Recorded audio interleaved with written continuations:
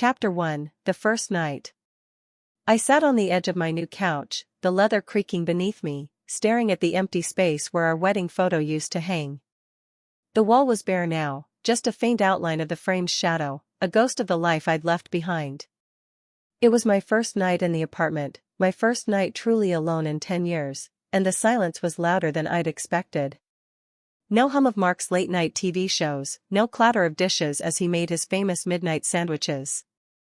Just me, a half-unpacked box of dishes, and the weight of starting over at 38. The divorce had been final for 3 months, but I'd stayed with my sister, Rachel, until I could find a place of my own. Mark and I had sold the house, the one we'd painted blue together, the one where our son, Noah, took his first steps.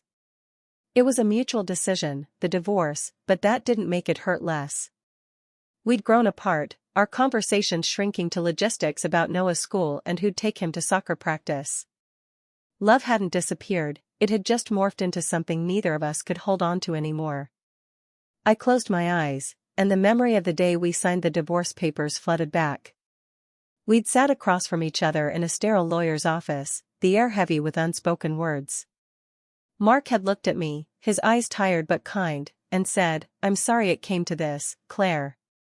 I'd nodded, my throat tight, unable to say what I really felt, that I was sorry too, that I wished we'd fought harder, that I was terrified of what came next.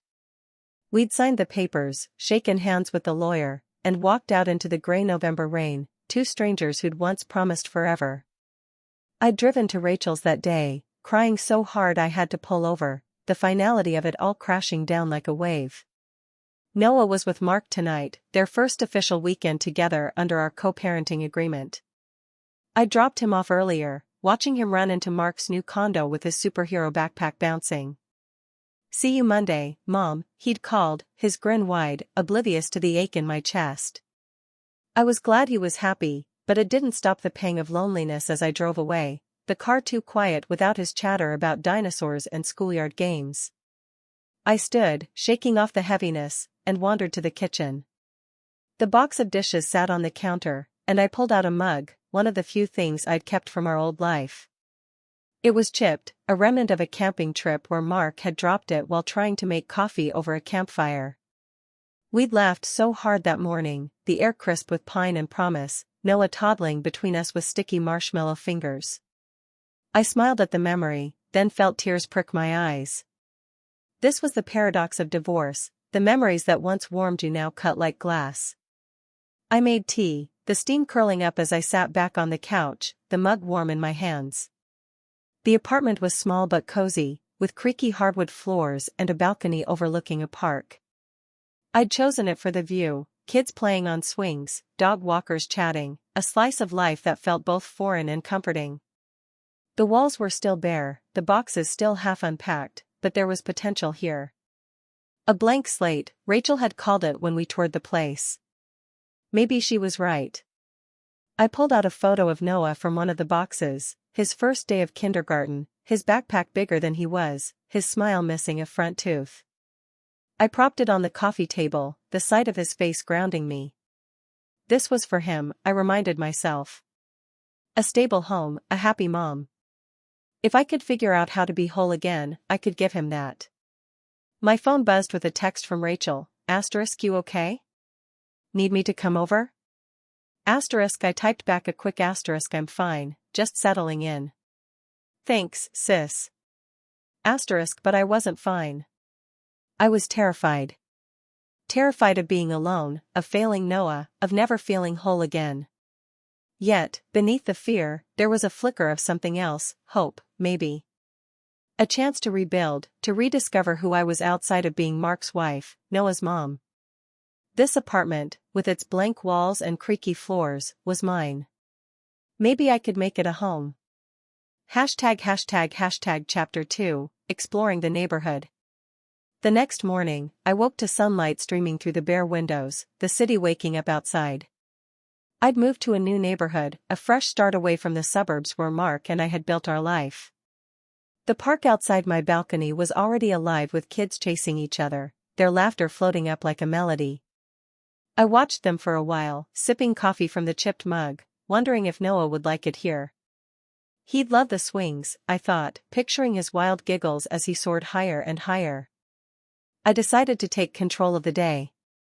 I unpacked more boxes, hanging a few photos of Noah on the walls, his first day of kindergarten, his gap-toothed smile at the beach last summer, a candid shot of him covered in finger paint, laughing with abandon. I avoided anything with Mark in it, not out of bitterness, but because I needed space to breathe. By noon, the apartment looked less like a storage unit and more like a home, though it still felt foreign, like I was a guest in someone else's life. I texted Mark to check on Noah. Asterisk, how's he doing? Asterisk, his reply came quickly, asterisk, great. We're making pancakes. He says hi. Asterisk, I smiled, picturing Noah with flour on his nose, giggling as Mark flipped pancakes too high. They'd always been good together, and I was grateful for that.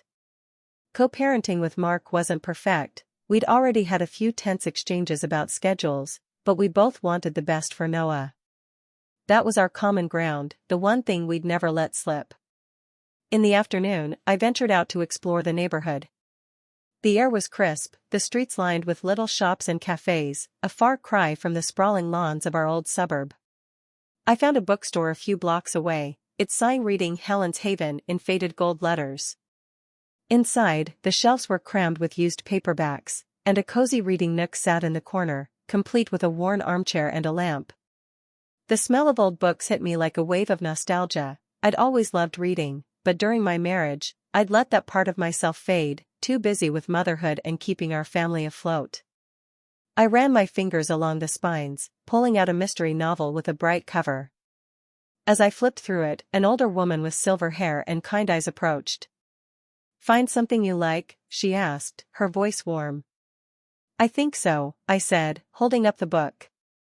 I used to read all the time, but life got in the way. She smiled, her eyes crinkling. I get that. I'm Helen, by the way. This is my shop. Claire, I said, shaking her hand. I just moved in down the street. Welcome to the neighborhood. She tilted her head, studying me. You've got a look about you, like you're starting over. I laughed, surprised by her bluntness. Is it that obvious? A little, she said gently. I've been there. Divorced my husband 40 years ago. Hardest thing I ever did, but it led me here. She gestured to the shop, her smile softening. You'll find your place, Claire. Just give it time. Her words stayed with me as I bought the book and sat in the nook, losing myself in the pages. For the first time in months, I felt a spark of joy, a reminder of who I used to be, the girl who'd spend hours lost in a story, dreaming of adventures. Maybe I could be her again, or at least a version of her, shaped by the years but not broken by them.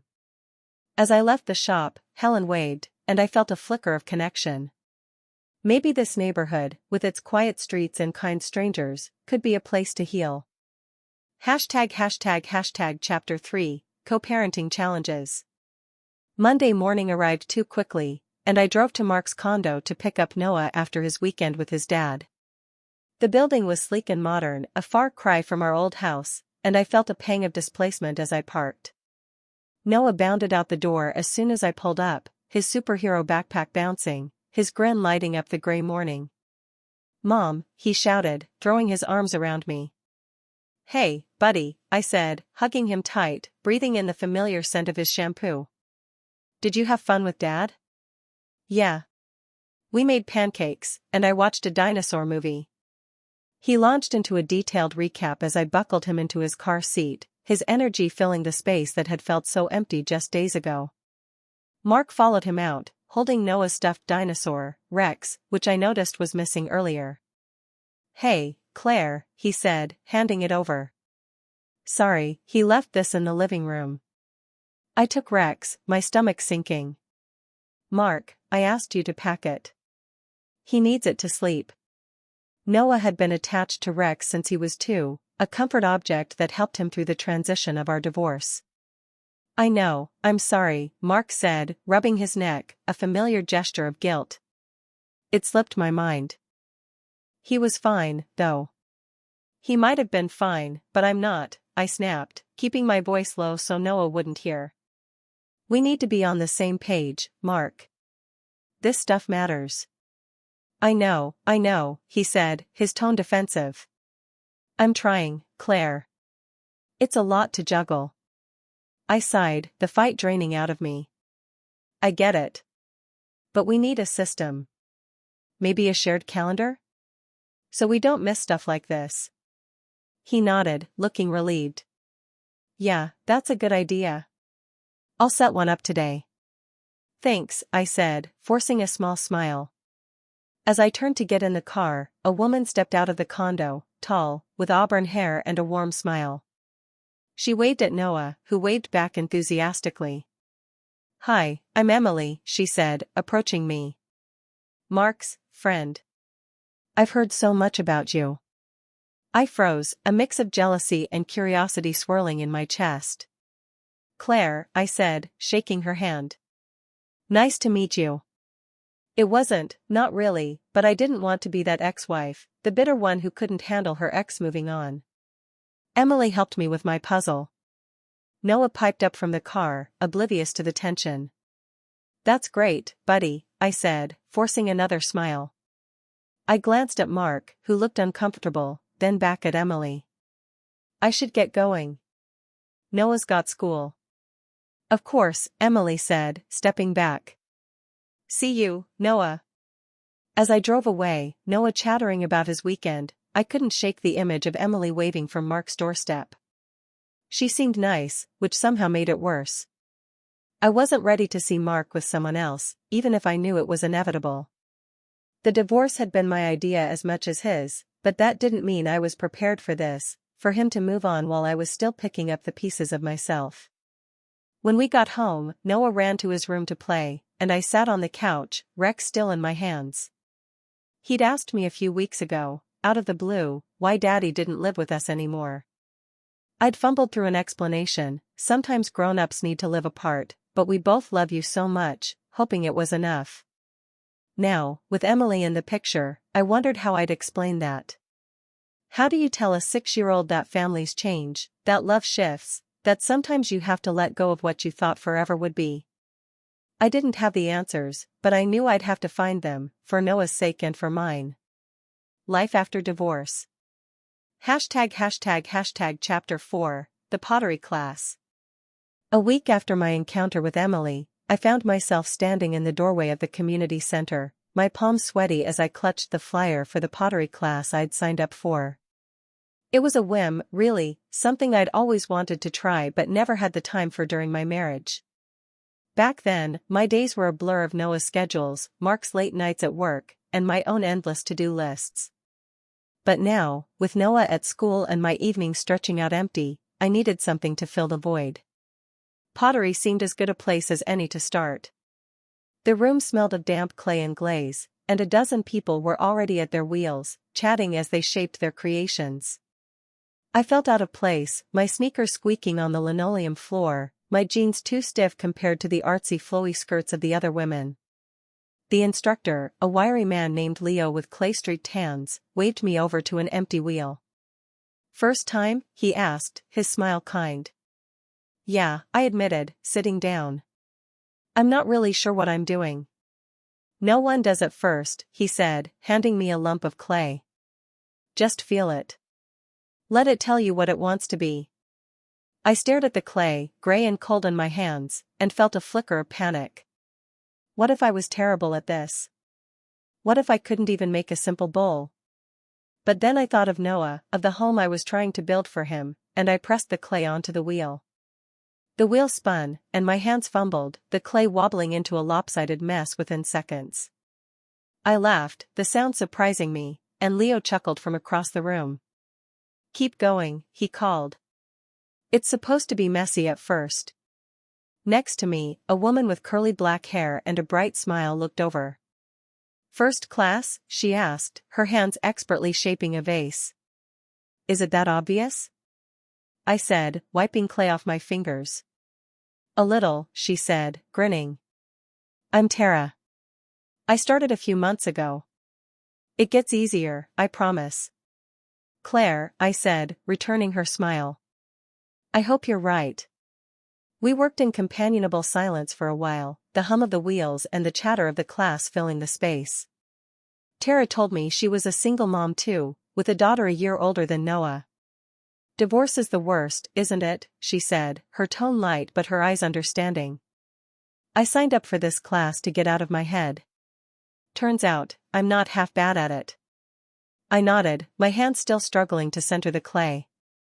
I don't know who I am anymore, you know? I was Mark's wife, Noah's mom, and now I'm just Claire. I'm trying to figure out what that means. Tara reached over, adjusting my hands on the clay. You'll get there. This helped me. It's like, you can't control everything, but you can make something out of the mess. Look. She pointed to my wheel, where the clay had finally started to take shape, a wobbly, uneven bowl, but a bowl nonetheless. I stared at it, a small thrill of pride bubbling up. It wasn't perfect, but it was mine.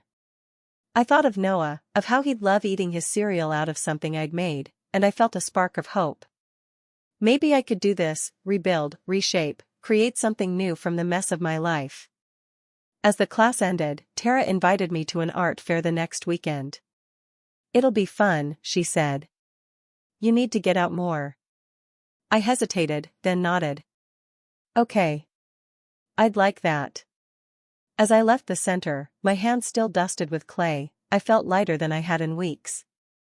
The bowl might have been lopsided, but it was a start, a tangible reminder that I could still make something beautiful, even after everything had fallen apart.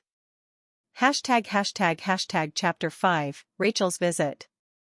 The following Friday, my apartment smelled of pizza and red wine, a housewarming gift from Rachel, who'd insisted on coming over to celebrate my new chapter. We sat on the balcony, the city lights twinkling below, the cool evening air brushing against my skin. The pizza box sat open between us, and I sipped my wine, grateful for Rachel's presence. She'd always been my rock, the one who'd held me together when Mark and I were unraveling, and tonight, I needed her more than I cared to admit. So, Rachel said, leaning back in her chair, how's it going? Really going, not the I'm fine version you keep texting me. I sighed, setting my glass down. It's hard. The apartment feels like mine now, sort of, but I still wake up some mornings expecting to hear Mark in the kitchen. And then I remember, and it's like losing him all over again. Rachel reached over, squeezing my hand. I know, sweetie. But you're doing great. This place looks amazing already, those photos of Noah are adorable. And you're out there, trying new things like that pottery class. I'm proud of you. Thanks, I said, managing a small smile. It's just. I feel so alone sometimes. Noah's with Mark half the time now, and I'm happy he's happy, but the silence here is so loud. I don't know how to fill it. Rachel took a sip of her wine, her expression thoughtful. Have you thought about dating again? I nearly choked on my pizza. Dating? Are you serious? I can barely keep my plants alive, let alone handle a relationship. I'm not saying jump into anything serious, she said, laughing. But maybe a coffee date? A little flirtation? You're still young, Claire. You deserve to have some fun, to feel like a woman again, not just a mom. I shook my head, the idea both terrifying and absurd. I wouldn't even know where to start. And with Noah? I don't want to confuse him. He's already dealing with so much. He's a tough kid, Rachel said. And he'd want you to be happy. Just think about it, okay? You don't have to be alone forever. Her words lingered as we finished the pizza, talking about lighter things, her new job as a marketing manager, Noah's obsession with dinosaurs, the stray cat she'd adopted and named Muffin. I laughed as she described Muffin's habit of stealing her socks, the sound easing the ache in my chest. Rachel had always known how to lift me up, even in my darkest moments. I thought back to a night 3 years ago, when Mark and I had one of our worst fights. He'd been working late again, missing Noah's preschool play, and I'd snapped, accusing him of putting his job over our family. The fight had spiraled, old resentments bubbling up, and I'd stormed out, driving to Rachel's in tears. She'd made tea, listened as I poured out my frustrations, and held me as I cried. "You're enough, Claire," she'd said that night. "With or without him, you're enough." Those words had carried me through the divorce, and they echoed now as I sat on my balcony, the city stretching out before me. As Rachel left, hugging me tight, I felt a seed of possibility take root. Maybe she was right, maybe I didn't have to be alone forever. But for now, I was content with this, a glass of wine, a new home, and the love of my sister. It wasn't everything, but it was a start. Chapter 6, The Park Day. Saturday morning dawned bright and clear, and I decided to take Noah to the park near my apartment. He'd been with Mark for the weekend, and I'd picked him up the night before, his chatter about his dad's new dinosaur puzzle filling the car. Now, as we walked hand in hand to the park, his small fingers wrapped around mine, I felt a quiet joy. These moments with Noah were my anchor, the steady rhythm that kept me grounded amid the uncertainty of my new life. The park was bustling with families, kids racing across the grass, dogs barking as they chased frisbees. Noah ran straight for the swings, his laughter ringing out as I pushed him higher and higher. "Look, Mom. I'm flying," he shouted, his face lit up with delight. I laughed too, the sound surprising me. It had been so long since I'd laughed like that, free and unburdened, the weight of the divorce lifting for a moment. As Noah swung, a man pushing a little girl on the swing next to us caught my eye. He was about my age, with dark hair and a kind smile, his daughter giggling as he pushed her gently. "Higher, Daddy," she squealed, and he laughed, the sound warm. "Looks like they're having fun," I said, nodding toward his daughter. "Yeah, she loves the swings," he said, glancing over. "I'm David, by the way. This is Ellie." "Claire," I said, smiling. "And that's Noah." We chatted as the kids swung, the conversation easy and light. David told me he was a graphic designer, like me, and that Ellie was 6, just a few months older than Noah. "We're pretty new to the neighborhood," he said. "Moved here after my divorce last year." I nodded, surprised by how natural it felt to share. "Same here." "Well, the divorce part. I moved in a few weeks ago." "It's a good area," he said. "Lots of families, good parks. Helps with, starting over." "Yeah," I agreed, watching Noah jump off the swing and run to the slide. "It's hard, though. Some days I feel like I'm figuring it out, and others I'm just lost." "I get that," David said, his tone gentle. "I started going to a single-parent support group a few months ago. It's helped a lot, talking to people who get it. There's one tomorrow night, if you're interested." "No pressure, just thought I'd mention it." He pulled a card from his wallet, handing it to me. It had the group's name, New Beginnings, and an address for a local community center. I took it, my fingers brushing his, and felt a tiny spark of something, curiosity, maybe, or the faintest hint of possibility. "Thanks," I said, tucking the card into my pocket. "I'll think about it." Noah ran back over, tugging at my hand. "Mom, come slide with me," he said, his eyes bright. "Duty calls," I said to David, smiling. "Nice meeting you." "You too," he said, waving as Ellie pulled him toward the sandbox. "Hope to see you at the group." As Noah and I slid down the slide together, his laughter echoing in my ears, I felt a flicker of hope. The card in my pocket felt like a small lifeline, a chance to connect with others who understood the messy, lonely road I was on. I wasn't sure if I'd go to the group, crowds weren't my thing, and the idea of sharing my story with strangers made my stomach twist, but the invitation alone was enough to make me feel seen. For the first time in a long time, I didn't feel quite so alone. Life after divorce. Chapter 7, Coffee with Mark.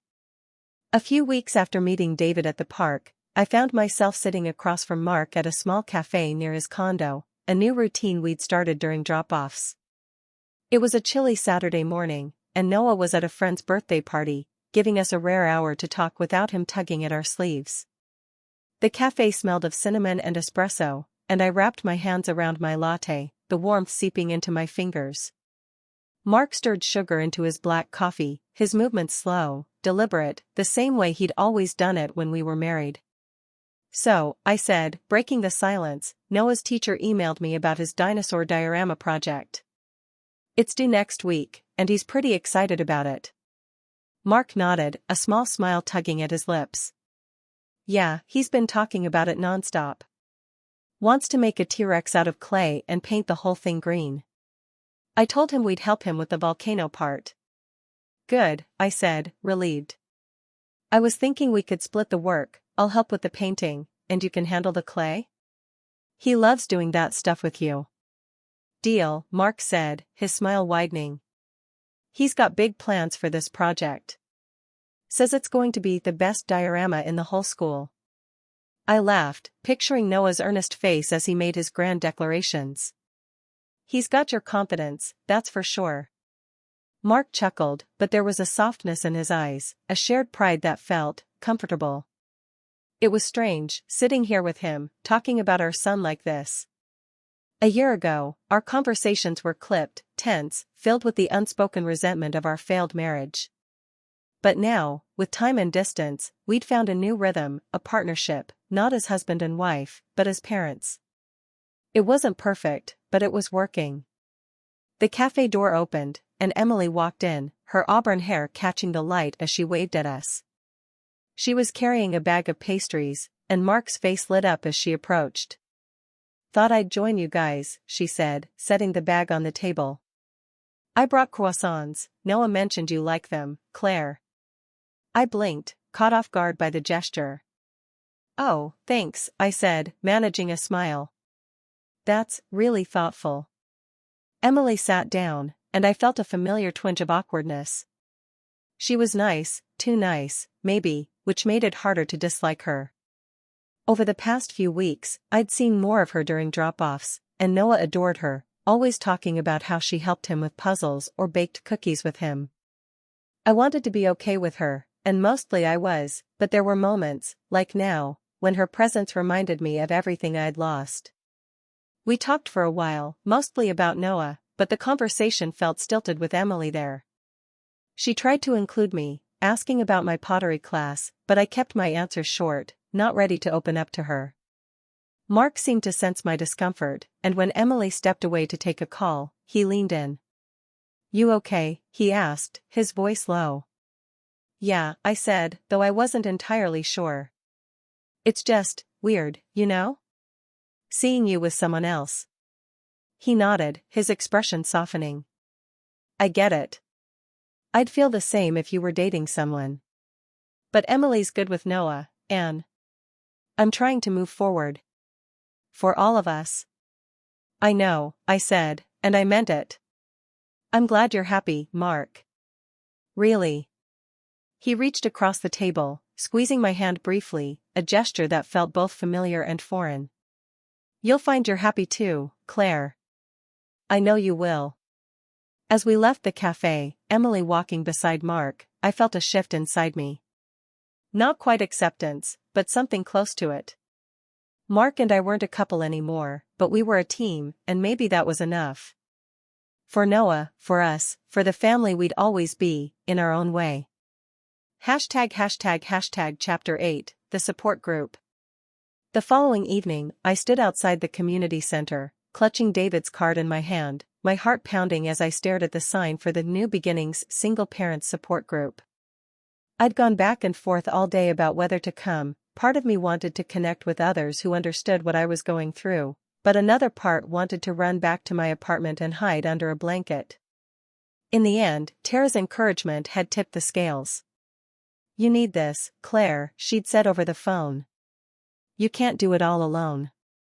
I took a deep breath and pushed open the door.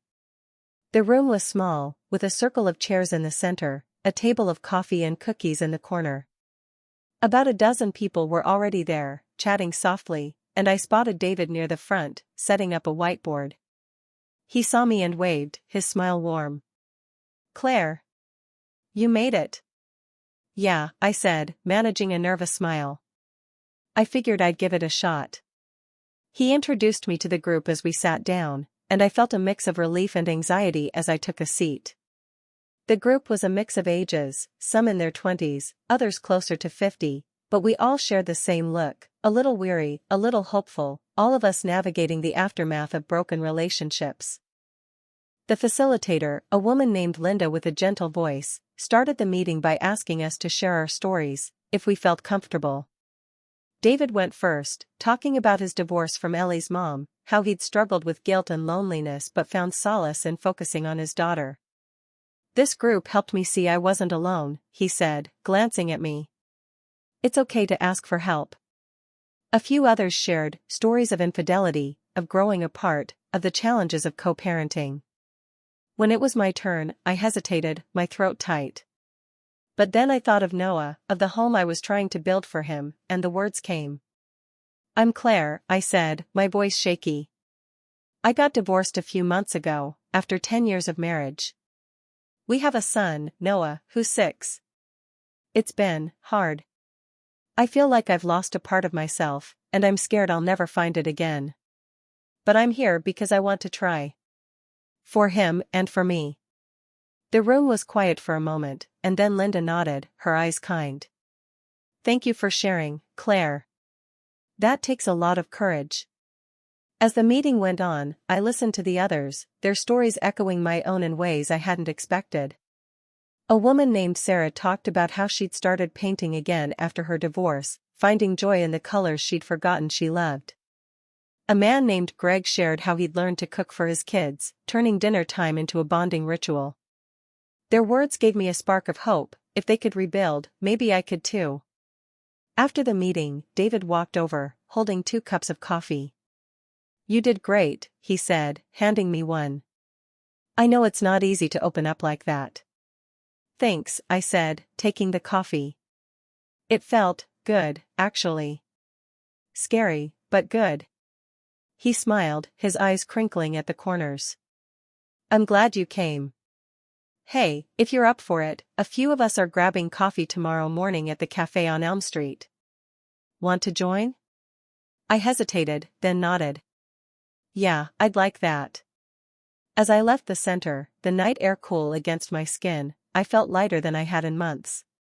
The group had given me something I hadn't realized I needed, a sense of community, a reminder that I wasn't alone in this journey. And David's invitation, small as it was, felt like a step forward, a chance to build something new, even if I wasn't sure what that would look like. Chapter 9, Noah's birthday. Noah's 7th birthday arrived in a flurry of excitement, and Mark and I had agreed to throw a dinosaur-themed party together at the park near my apartment. It was a big step, our first major event as co-parents, and I was nervous, but determined to make it special for Noah. The morning of the party, I arrived early to set up, taping streamers to the picnic tables and arranging a table of snacks, dinosaur-shaped cookies, a cake with a T-Rex topper, and a pile of goodie bags filled with plastic fossils. Mark showed up soon after, carrying a box of decorations, with Emily trailing behind him, holding a tray of cupcakes. We brought extra, she said, setting the tray down. Noah said he wanted chocolate ones too. Thanks, I said, my smile genuine this time. Over the past few weeks, I'd started to warm to Emily, especially after seeing how much Noah loved her. She was good with him, patient and kind, and I couldn't begrudge him that happiness, even if it still stung to see her with Mark. Noah arrived with my sister, Rachel, who'd picked him up from school. Mom. Dad, he shouted, running over in a dinosaur costume, his tail bouncing behind him. Look at my T-Rex. Rawr. You're the best T-Rex I've ever seen, I said, hugging him tight. Scariest one too, Mark added, ruffling his hair. The party was a hit, kids running around with toy dinosaurs, parents chatting over lemonade, and Noah at the center of it all, beaming as he led a dino hunt with his friends. Tara came, bringing her daughter, Mia, who hit it off with Noah, and David showed up too, Ellie in tow, her face painted with a glittery dinosaur design. Seeing my new friends alongside Mark, Emily, and Rachel felt surreal, like the pieces of my life, old and new, were starting to fit together in a way I hadn't expected. At the end of the party, Noah ran over with a piece of paper, his hand sticky with frosting. "I made this for you, Mom," he said, handing me a drawing. It was a crayon sketch of our family, me, Mark, Emily, and Noah, all holding hands under a rainbow, with a T-Rex in the background. "That's us," he said proudly. "My whole family." I felt tears prick my eyes as I looked at the drawing, the simplicity of it breaking something open inside me. Noah saw us as a family, not the broken one I'd been mourning, but a new one, expanded to include Emily, and maybe, in time, others too. "It's perfect, buddy," I said, pulling him into a hug. As the party wound down, I caught Emily's eye. "Thanks for everything," I said, gesturing to the cupcakes. "It means a lot, how good you are with him." She smiled, her expression warm. "He's a great kid, Claire. You and Mark are doing an amazing job." Her words meant more than I could say, a quiet affirmation that we were making this work, for Noah's sake and our own. As the last guests left, I sat on a bench, Noah's drawing in my hands, watching him play with Mark. I was healing, I realized, not fully, but enough to see the beauty in this new chapter. #### Chapter 10, A New Beginning. A year after moving into my apartment, I stood on the balcony, a cup of tea in my hands, watching the park below. The walls of my home were no longer bare, they were covered with Noah's drawings, photos from our adventures, and a few pieces of my pottery, each one a little less wobbly than the last. I'd made friends in the neighborhood, Tara, David, even Helen from the bookstore, who'd become a mentor of sorts, always ready with a cup of tea and a story of her own resilience. I'd found a rhythm with Mark and Emily, our co-parenting partnership stronger than I'd ever thought possible. Tonight, I was hosting a small gathering at my apartment, a celebration of sorts, though I didn't call it that. Rachel was there, setting out a tray of cheeses, her cat Muffin curled up on the couch. Tara and Mia arrived next, Mia running to play with Noah, who was showing off his latest dinosaur model. David came with Ellie, a bottle of wine in hand, his smile warm as he greeted me with a quick hug. Mark and Emily rounded out the group, Emily bringing a homemade dip that Noah insisted was the best ever. The apartment buzzed with laughter and conversation, the kind of warmth I hadn't felt since before the divorce. Rachel teased David about his terrible taste in wine, Tara and Emily bonded over a shared love of baking, and Noah and Mia staged a dramatic dinosaur battle on the living room floor. I watched it all from the kitchen, a glass of wine in my hand, feeling a quiet peace settle over me. After dinner, I slipped into my bedroom to hang a new piece of pottery on the wall, a small vase I'd made in class, its curves smoother than my early attempts, glazed in a soft blue that reminded me of the house Mark and I had once shared. But this vase wasn't about the past, it was a symbol of the present, of the woman I was becoming, one messy, beautiful step at a time. I returned to the living room, where Noah ran over, holding up his drawing from the birthday party, the one of our family, with me, Mark, Emily, and him under a rainbow. "Can we hang this up too, Mom?" he asked, his eyes bright. "Of course," I said, taping it to the wall next to the vase. I stepped back, looking at the drawing, at the life I'd built around it. I thought back to that first night in the apartment, the loneliness that had felt so suffocating, and compared it to now, this room full of people, this heart full of hope. Life after divorce wasn't what I'd expected. It was harder, lonelier, but also richer in ways I couldn't have imagined. I was still figuring it out, still learning how to be Claire, not just Noah's mom or Mark's ex. David and I had grown closer, our coffee dates a regular thing now, and I felt a flutter of possibility every time he smiled at me. At work, I'd taken on a new project, one that stretched my skills as a designer and reminded me of my own strength. The future was open, a canvas I was just beginning to paint. As I rejoined the party, Noah's laughter echoing through the room, I felt ready for whatever came next. This was my life now, messy and imperfect, but mine. And maybe, just maybe, that was more than enough.